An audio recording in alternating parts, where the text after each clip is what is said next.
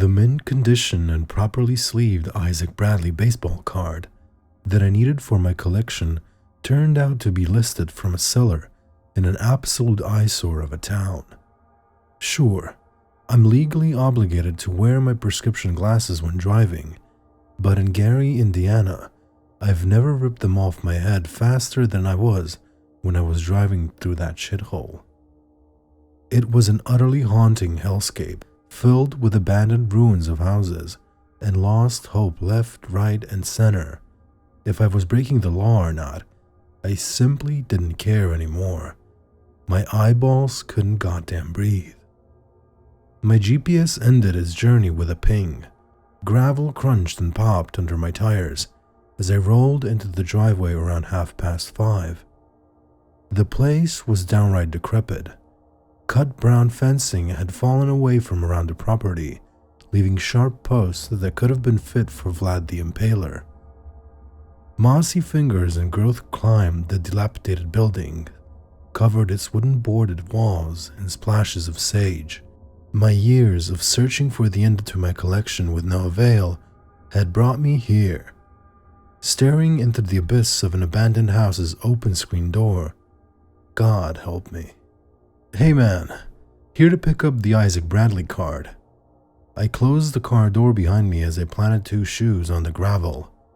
The seller was a sickly pale and plump man with 2 sunken eyes. Bloated, slimy flesh held up his baggy shirt, and slicked hair greased his round face. Bodies pulled from the river never looked far off from how this creep did. I should have turned around and left when he didn't reply and only stared at me unblinkingly in the shadow of the doorframe. Yet, my collection beckoned me to step forward. Isaac Bradley beckoned me. "From eBay?" I prodded him with more details, hoping for both a response to my question and an ease to my nervousness. This guy is exactly the guy you would have expected to be listing auctions from an abandoned house. Intuition is a powerful thing. With every stride closer to the mute man, my subconscious zapped me with a jolt as if to say, "Hey, you're risking it all for a piece of cardboard, man." Not just any cardboard, brain. It was the cardboard. If you're ever at an unfortunate and unlikely turning fork in your life, where you feel the need to burn your money with addiction by either collecting cards or starting to smoke crack, make sure to choose crack. It's cheaper that way. Looking ahead as I approached, I saw his eyes that were vacant, glossy globes. They had sunk ghoulishly into his cheekbones, making my heart race as I closed in for a handshake. I was a couple meters away from him when he abruptly reanimated and extended one arm, inviting me with a wide, artificial grin. "Name's Ernie. Card is right inside. Did you bring the cash?" My hand almost slipped out of his grip. It was as greasy as his face. The smile said Ernest Ernie. The eyes said Jack Torrance from The Shining. "Yep, all here." I patted my pocket, leaving some sort of white gooey paint from his hand upon my jeans. Inside we went. The place reeked of dust that littered unkempt furniture. Broken floorboards creaked with the raspy gasps of a building never meant to be stepped through again. "Take a seat while I grab it for you," he gestured to one dull, grimy couch. I hadn't really put much thought into it before, but his face was rather deformed. The bridge of his nose was almost non-existent. Skin from his face met the immediate snub holding 2 nostrils. He, quite frankly, looked like a gruesome bore, and when he spoke, his voice was high-pitched, like the strange artificial whine of a farmer trying to draw in a group of livestock. I sat down and pillows collapsed inward, flicking years of dust into the air. If I wasn't entirely convinced it was a crack den, I was by the time I itched my arms as a cockroach scurried under a broken television cabinet. Floorboards soon creaked above me too. He was searching around for Isaac Bradley with his two meaty legs. At least I hoped he was.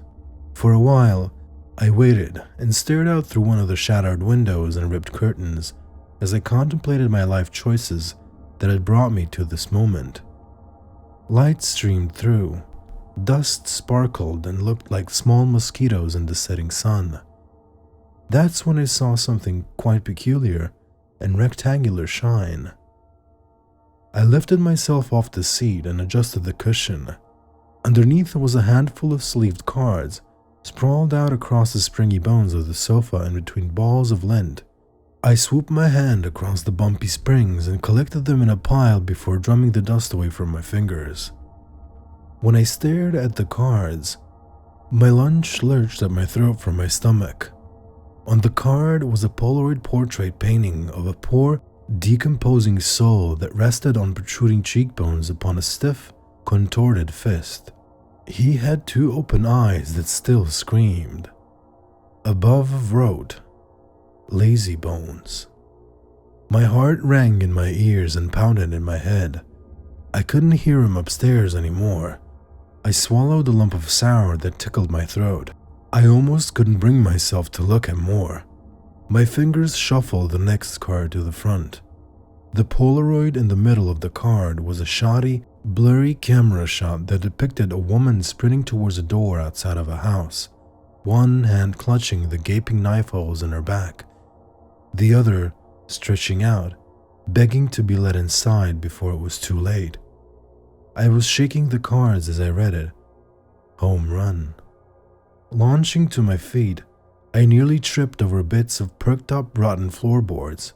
One of the nails that came out of the wood shot through my rubber shoe and into my flesh like a hot iron, sending a stabbing pain up through into my ankle. I made it to the front door. I twisted the knob and pushed, but it didn't budge. Back to the living room I went, leaving a long line of blood that gushed out of my shoe like the oil from a leaky truck on a long highway. My elbows snaked around the metal boards of the smashed window, one hand feeling around for what I couldn't see. My hand touched metal, barred in. From the creaking staircase, a bright camera flash lit up the dim room. And again. He was coming, and I had nowhere to run. My foot ached, yet I clutched my tight chest as I limped towards the kitchen. More flashes of his camera followed behind as I held one limping leg in the kitchen doorframe. On the kitchen counter, photos of me, my wife, eyes closed in her bed. Beside his rusty hammer, I caught sight of a card and what was untidily scrawled at the top, Sleeping Beauty. Thoughts stuck with me about grabbing the hammer, but it was already too late. I was limping forward. I circled back to the hallway next to the stairs that he had come down from. It was strange, sure, but in that moment I couldn't help but still think about the collector's item I had come to pick up. I would grab Isaac Bradley, and we would both make it out of here alive. Without warning, one arm reached around and pulled mine. Turning, I saw the hammer in his other hand. I wormed and twisted to free myself as white flesh came away from his bloated hands, from where he grabbed me, just like when I had shaken his hand earlier. He glared up at me with vacant white eyes over a revolting bloated body that must have been filled with vile, decomposing goo. I kicked and kicked before he tumbled down the stairs. I climbed the staircase swiftly, spotting Polaroids and bits of cardboard he had been stitching together moments before, photos of my thin trail of blood upon the moldy wooden door, photos of the back of my head turning and limping away. I kept hobbling forward in the hallway, and the camera behind me kept snapping. Webs got caught around my arm as I sluggishly shuffled into the bedroom. My heart that had been pounding in my chest soothed quickly as I caught sight of him, and a warmth of relief spread through me. There he was, upon one disintegrated bedside table, Isaac Bradley. He was so beautifully unique. Nothing I had ever seen before. I took the card with 2 shaky hands, but deep down I knew I would be needing more. More cards for my next perfect collection. Steps sounded beyond the bedroom door I had shut behind myself. A thin black line bloomed in the space beneath it. He was outside. Through the window I tumbled, sliding off roofing and hitting the lawn with a thud.